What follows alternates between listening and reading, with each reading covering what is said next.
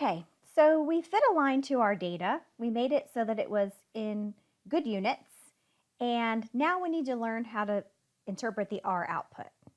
So this is what the R output looks like. The code to run this is in your notes. Notice that when you run your regression in R, you're going to have your Y variable first, tilde your X variable. So tilde means by. All right, so your Y, the thing you're trying to predict, goes on the left, and then use the tilde almost like an equal sign. All right, so you're going to use vehicles to predict revenue. And the way that I do this is I always call my fitted model fit in R, and then we use the LM function inside R. Again, you've got these in this code in your lecture notes and in the R help page. So we're going to use the LM command, so it goes just like the ANOVA command, except you use LM instead of AOV. And then you're going to put in your Y variable, tilde, your X variable. Or I think that was vehicles B, but whatever. Okay. And then to get the output that you see on the screen, you just ask for the summary of your fitted model. All right, and you'll get the output that's here. So notice that it gives you some stats about the residuals. So it measures a residual for each observed Y up or down to the line, gives you some summary stats on those. The box that we're going to be concerned with first is the coefficients box. The coefficients box gives us, you guessed it, the coefficients of our regression equation. So it tells us that the intercept comes first and the coefficient for vehicles comes next. That's going to be our slope. And the other box that we're going to be concerned with is this one down here. We're going to talk about the residual standard error and the R squared. Okay, so we can piece together our regression equation from this output. So what is our regression equation? Well, it's the estimated mean. So Y equals B naught plus B1x. All right, so which is our B naught? That's our intercept. And so what's the intercept? Well, we can read it right from the box. That's the thing under estimate. So the intercept is going to be negative 0.084. And then what's the slope? It's the next one multiplied by vehicles, 0.2122. So revenue is our Y variable equals negative 0.084 plus 0.2122 times vehicles. Perfect. So now we can put together our regression equation from our output. The next order of business is to learn to interpret the slope. We're going to interpret the slope in the context of the setting. So first of all, what was our slope? 0.2122, right? So remember that our slope is the change in the y's over the change in the x's.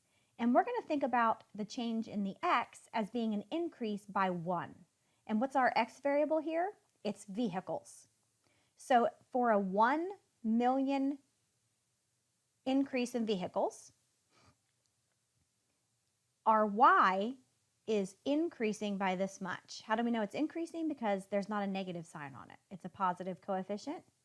So that means that revenue is increasing by $0.2122 billion. All right, so think about it as this number divided by 1, and then just put your units on it. So your Y units is billions of dollars, and your X units are millions of registered vehicles. Perfect, and now we can put it into words. For each additional 1 million registered vehicles, we expect total gas tax revenue to increase by $0.2122 billion. That's $212 million. That's a lot of money. All right. Can we interpret the meaning of the intercept in this example? What does the intercept mean? Remember, it's where our line crosses the y-axis, and that's where the x is 0. So that would mean that no vehicles were sold in a state. We can expect for revenue to be negative $0.084 billion, which makes no sense, right? This doesn't make sense because we didn't observe any states with no registered vehicles. That's not even possible. This is called an extrapolation, and it doesn't make sense. Now, what's an extrapolation? An extrapolation occurs when one uses the model to predict a y value corresponding to an x, which is not within the range of the observed x's. If you look at your original scatter plot, which you should have open in your notes there, you'll see that we had states ranging from whatever registered vehicles up to some maximum number of registered vehicles. We didn't have any down here at 0. So we can, if we only have points here, then we can only use x's from here to here to make predictions. We don't know what our model would look like if we collected data out here. We don't know if it would curve, if it would come back down. We have no idea. So when you try to use an x that's outside of the range of the x's that you observed, it's called an extrapolation. All right, so now let's make a prediction of total revenue for a state with 5 million vehicles registered. All right, so how do we use this to get a prediction of our y variable? Well, those are on our line. So our estimated revenue is going to be negative 0.084 plus 0.2122 times vehicles. And what do we plug in for vehicles? We want to get a prediction of revenue for 5 million vehicles. So we just plug a 5 in because remember we made our data such that it was in millions. So just plug the number 5 in. And when you punch that into your calculator, you're going to get $0.977 billion. So if a state has 5 million registered vehicles, we estimate they're going to have, on average, $0.977 billion in gas tax revenue. All right, so we have an estimate of our gas tax revenue, but of course we're statisticians now. We're thinking statistically, and we want to know how far off, how variable that estimate is. So we're going to learn the standard error of the regression. So the standard error of the regression is looking at that sum of squared residuals again. Notice that this is the distance from a y up or down to the line, the y hats. Square them, add them up, and then what we're going to do is we're going to look at an average deviation around the line. And similar to our sample standard deviation where we divided by n minus 1 because it had to do with degrees of freedom, here we're going to divide by n minus 2 because that's going to end up being our degrees of freedom for regression. So you take the sum squared residuals, divide them by n minus 2, and then take a square root. And that's going to give you the variability around the regression line. Now make sure you notice the similarities, but the very drastic difference between the standard error of the regression and the sample standard deviation that we learned previously. The sample standard deviation was only concerned with one variable, so it looked at the distance from a y to the sample mean of the y's, not to the regression line like the one we're looking at. All right, so state and interpret the standard error of our regression. Well, R outputs that as residual standard error. Okay? So, ours is 0.2847. So that means that the variability around our regression line, in general, one standard deviation is 0.2847. So what's on the line? Predictions. So predictions of revenue tend to be off by $0.2847 billion in general. Notice that this is in terms of the y. Everything we do in regression is in terms of the y. We're trying to make predictions and estimates of our y variable. All right, and finally, the coefficient of determination, r squared. Now, most people in practice call this r squared. Sometimes you'll see it as a capital R squared. Sometimes you'll see it as a lowercase r squared. They mean the same thing. So remember that we already looked at these sum squares, right? We looked at them in ANOVA. We talked about them a little bit already in regression. So we've got our sum squared residuals or sum squared error, and that is looking at the distance up or down to the line from each individual y, right? So we take an observed y minus the value of the y on the line, square it, and add them up. We've also got a sum squared regression, and that is the distance from the line up or down to the sample mean of the y's.